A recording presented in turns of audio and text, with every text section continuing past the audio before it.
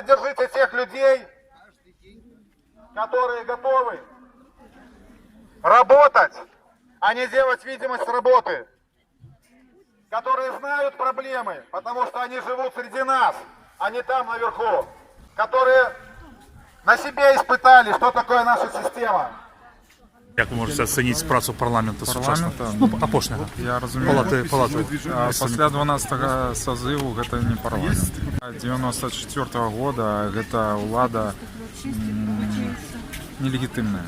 І після 12-го созыву парламент нелегітимний.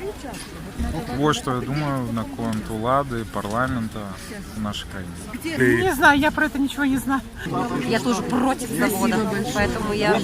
А работу парламента как можете оценить? А вы его спросите, он у нас политик, я вообще... Сложно сказать, если честно, очень мало слежу за политикой, но то, что делает ваша инициативная группа здесь, всячески поддерживаю. Ой, без комментариев. Ничего хорошего я не могу сказать. У нас есть один парламентарий, который за всех решает все, а парламент, это мое мнение лично, как фикция. Парламент наш должен что-то поменять в своей работе. А что менавіта конкретнее? Должен быть более деятельным для людей. Він не має ніяких правов, він не має ні на що впливу.